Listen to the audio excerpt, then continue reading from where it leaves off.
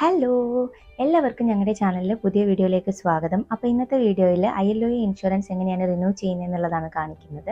ILOE insurance എടുത്ത് അതേ പോർട്ടലിൽ കൂടെ തന്നെ നമുക്ക് റിന്യൂ ചെയ്യാനും പറ്റും. ഇതുപോലെയുള്ള ഒരുപാട് ഇൻഫോർമേറ്റീവ് വീഡിയോസ് ഞങ്ങളുടെ ചാനലിൽ പോസ്റ്റ് ചെയ്തിട്ടുണ്ട്. അപ്പോൾ നിങ്ങൾ ഇതുവരെ കണ്ടിട്ടില്ല എന്നുണ്ടെങ്കിൽ ഒന്ന് ചെക്ക് ചെയ്ത് നോക്കൂ കേട്ടോ. അപ്പോൾ നമുക്ക് വീഡിയോയിലേക്ക് പോവാം. ഇൻഷുറൻസ് റിന്യൂ ചെയ്യാനായിട്ട് നമുക്ക് വെബ്സൈറ്റ് അല്ലെങ്കിൽ ആപ്ലിക്കേഷൻ യൂസ് ചെയ്യാം. ഞാനിവിടെ വെബ്സൈറ്റാണ് യൂസ് ചെയ്യുന്നത്. എന്നിട്ട് നമ്മൾ എമിറേറ്റ്സ് ID, ഫോൺ നമ്പർ, നിങ്ങളുടെ ഡേറ്റ് ഓഫ് ബർത്തും കൊടുത്തിട്ട് ലോഗിൻ ചെയ്യുക. വരുന്ന OTP എൻ്റർ ചെയ്ത് കൊടുത്തിട്ട് ലോഗിൻ ചെയ്യുക കേട്ടോ. അപ്പോൾ അത് കഴിഞ്ഞ് നമ്മൾ ഇവിടെ വരുമ്പോൾ തന്നെ നമ്മുടെ ടയർ ഓൾറെഡി നമ്മൾ ലോഗിൻ ചെയ്യുന്ന പോലെ നമ്മുടെ ഡീറ്റെയിൽസ് ഇവിടെ കാണിക്കും.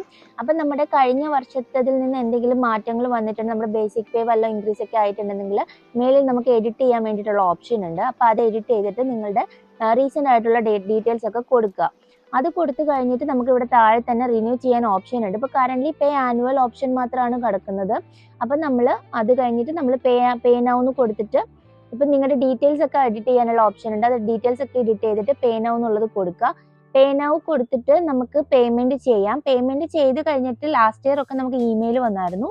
ഈ വട്ടം നമുക്ക് ഇമെയിൽ വന്നിട്ടില്ല, പക്ഷെ നമ്മുടെ പോളിസി നമുക്ക് ഡൗൺലോഡ് ആയി നമ്മുടെ സിസ്റ്റത്തിൽ തന്നെ കിട്ടിയായിരുന്നു. പിന്നെ ക്ലെയിം ചെയ്യുന്നതിനെ പറ്റിയിട്ട് കുറെ പേര് ചോദിച്ചിട്ടുണ്ട്. അപ്പം നിങ്ങൾ അവിടെ ഈ ഒരു വെബ്സൈറ്റിൽ വന്നു കഴിഞ്ഞാൽ തന്നെ അവിടെ ലെഫ്റ്റ് ഹാൻഡ് സൈഡിൽ ക്ലെയിം എന്നുള്ള ഒരു ഓപ്ഷൻ ഉണ്ട്. അപ്പം നിങ്ങൾക്ക് അവിടെ പോയി നോക്കിയാൽ എങ്ങനെയാണ് ക്ലെയിം ചെയ്യുന്നത് എന്നുള്ള ഡീറ്റെയിൽസ് ഒക്കെ അറിയാൻ വേണ്ടിയിട്ട് പറ്റും. ILOE ഇൻഷുറൻസ് റിന്യൂ ചെയ്യാനായിട്ട് ഈ വീഡിയോ നിങ്ങളെ ഹെൽപ്പ് ചെയ്യുമെന്ന് കരുതുന്നു.